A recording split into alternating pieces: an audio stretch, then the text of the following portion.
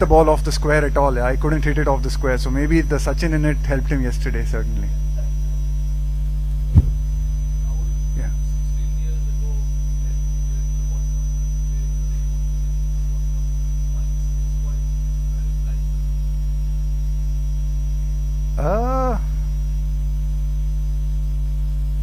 I mean, you're a player, and I don't know, it's not like, so it's a long time ago, yeah, since I was a player. I almost forget that I was actually a cricket player at one stage, to be very honest with you. Moved on from that. I don't even think of myself as a player anymore. So yeah, so maybe that's the mind space difference. Yeah, and I mean, I just, yeah, I'm focused on helping the group and supporting the group to do the best they can. I mean, in the end, that's the job of a support staff, and that's the job of the coach. Really, is to support the vision of the captain and help him execute his vision over the course of this next couple of months, and I hope we can do that really well.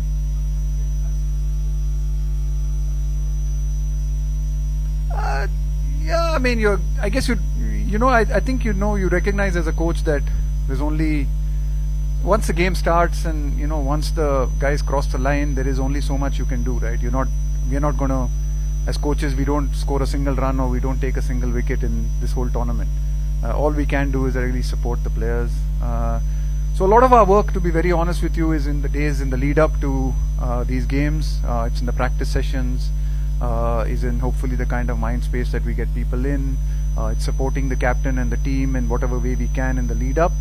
But honestly, once the game starts, it is the captain's team. It's the team that needs to take it forward. They need to execute it, and they need to, they need to do the job. So yeah, we are here to support his vision and support him. And so really our work, I mean, as a coach, I see my work in the lead up to the games, in the lead up to this World Cup, and trying to get the squad that we got eventually, building up the team, building up the squad, and then hoping to allow the players to really play and express themselves and have a really good fun tournament.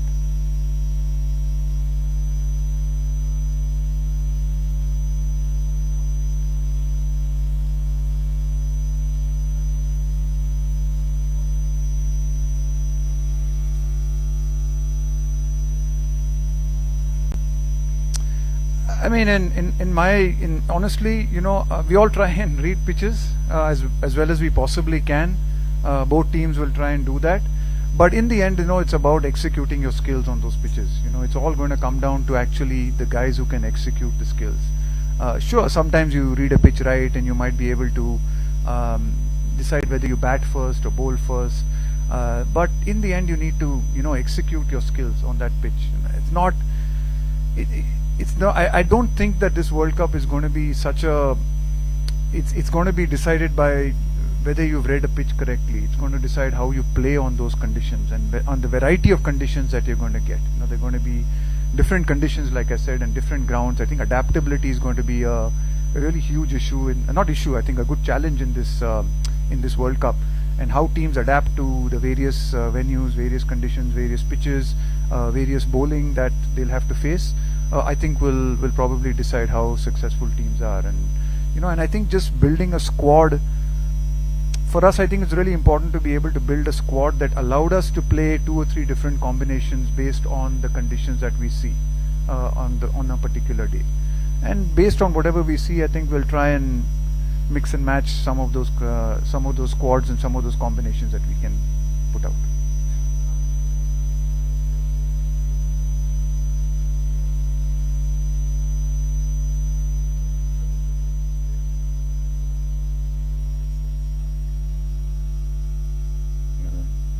At 2 p.m. day after tomorrow.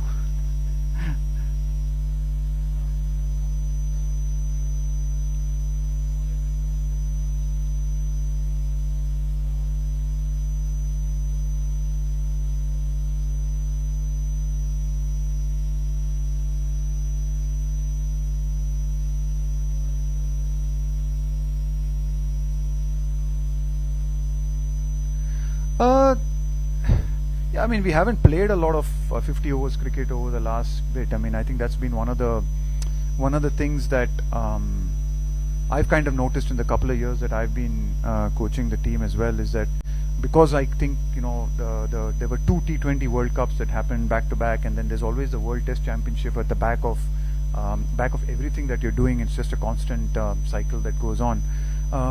Sometimes maybe this format over the last couple of years, and maybe it's because of COVID, I can't exactly say sure, but it just felt like we haven't played a lot of one-day cricket. And even when we played it, we've always been kind of, except over the last few months, we've probably been prioritizing other things and having to protect our players and manage our players. Maybe in this format, we've used this format. Going forward, I think it's still a really important format. I think it's a fantastic format to play.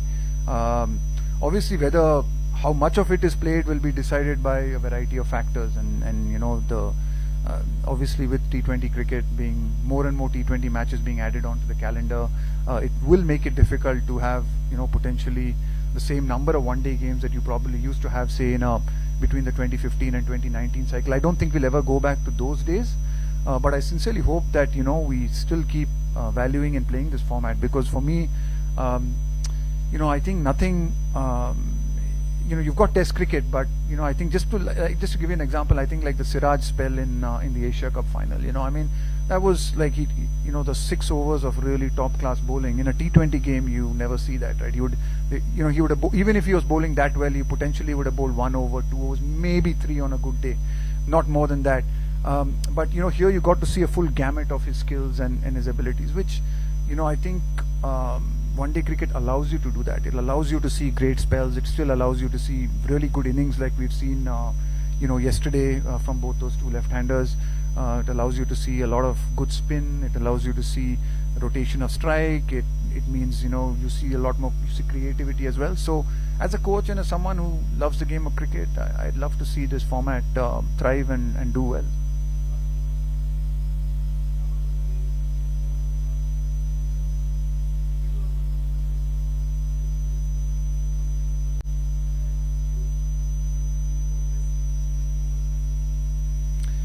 Yeah, I mean, I think it is quite obvious that the middle overs have become quite important, because especially with the extra fielder in the ring, the 2 new balls, so you've got to sort of in some ways beat teams in those middle overs, whether it's by scoring more runs than them or being able to take more wickets. So yes, I think there will be a focus on trying to be maybe a little bit more aggressive with both bat and ball.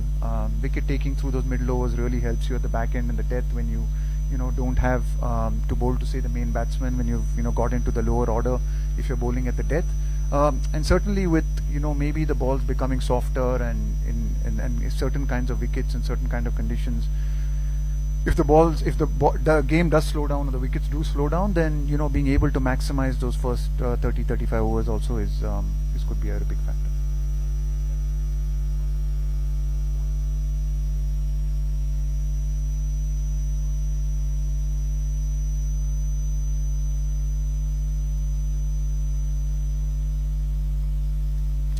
He was always a very good player. There again, I mean, I think that's sometimes the nature of our country, right? I mean, 2 good knocks and suddenly he's cracked it.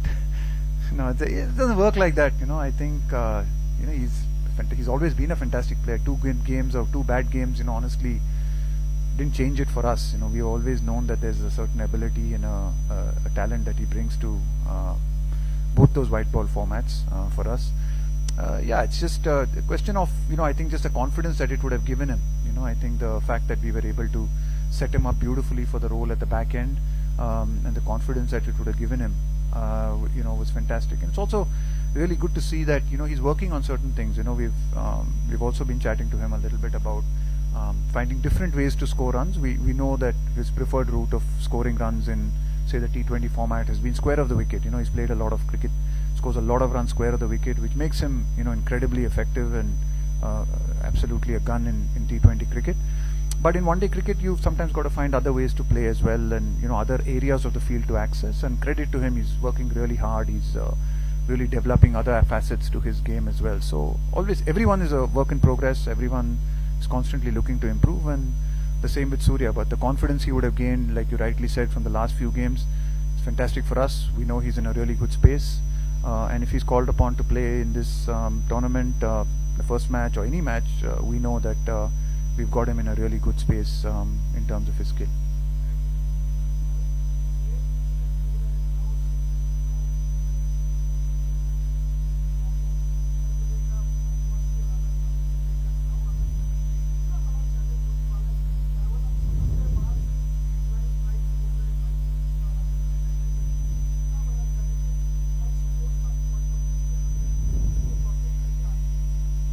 जैसे अब जब बात कर रहे थे इसके बारे में, तो मेरे दिमाग में यही सोच आ रही थी कि बड़ी कितनी एक्साइटिंग बात है ये कि हम 9 सिटीज़ में जा रहे हैं, होपफुली 11 सिटीज़ में जाएंगे, हमारे लोगों के सामने खेलेंगे, हमको मौका मिलेगा कि हमारे इंडियन फैंस के सामने हमारी जो स्किल्स है वो दिखाने के लिए।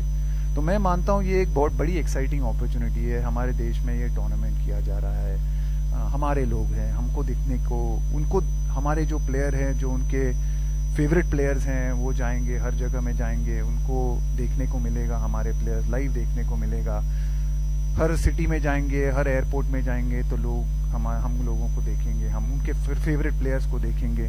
तो एक बड़ी मेरे ख्याल से ये एक बड़ी और खुशी का जो त्योहार कहते हैं, या एक बड़ी एक्साइटिंग अपॉर्चुनिटी है हमारे लिए कि हम पूरा देश घूमें और हमारी जो स्किल है वो लोगों के सामने दिखाएं। Thank you.